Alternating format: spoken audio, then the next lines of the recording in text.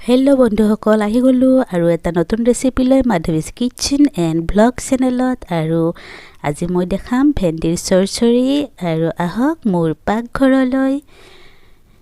ভেন্দিৰ চৰচৰি বনাবৰ বাবে মই প্ৰথমতে সৰিয়হ 1 চামুচ পানীত তিয়াই থৈ দিছোঁ 1 ঘণ্টামান আগতে। আৰু ভেন্দি লৈছোঁ এয়া 250 গ্ৰাম।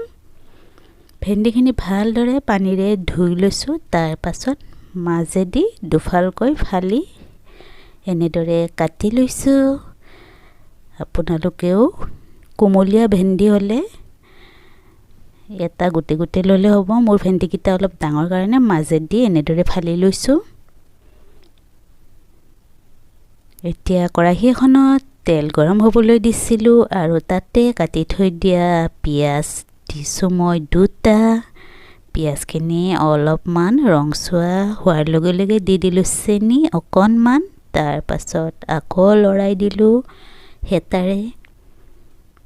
জুইটো কমাই ৰাখিব লাগিব।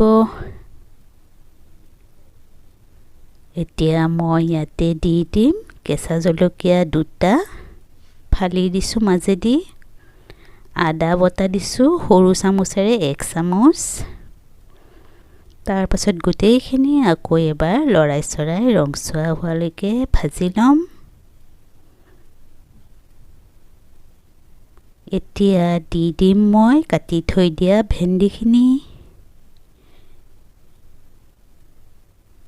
তাৰ পাছত আকৌ এবাৰ হেতাৰে লৰাই এনেকৈ ৰংচোৱা হোৱালৈকে আমি ভাজি থাকিব লাগিব। আৰু ইয়াৰ মাজতে আমি দি দিব লাগিব নিমখ নিজৰ সোৱাদ অনুসৰি আৰু হালধি গুড়ি। তাৰ পাছত আমি ৰংচোৱা হোৱালৈকে ভাজি থাকিম লাহে লাহে।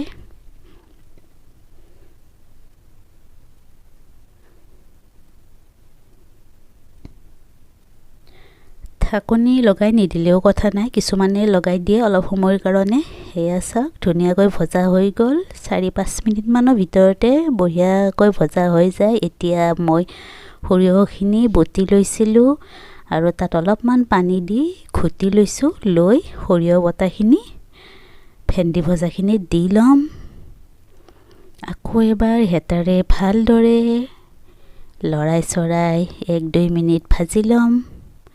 এয়া আমাৰ ভেন্দিৰ চৰচৰি প্ৰায় হৈ গৈছে, পানী শুকাই গৈছে। চৰচৰি খাবলৈ বঢ়িয়া হ'ব। বেলেগ একো মা মছলা দিব নালাগে। আপোনালোকে ঘৰত এনেকৈ বনাই খাবচোন। শেষত নেমু ৰস দিবলৈ নাপাহৰিব। এটা নেমুৰ 4 ভাগ কৰি লৈছোঁ, তাৰে এভাগৰ ৰস উলিয়াই এনেদৰে চেপি দি লৈছোঁ মই। এয়া অলপ লৰাই চৰাই দি আমি জুই বন্ধ কৰি দিম।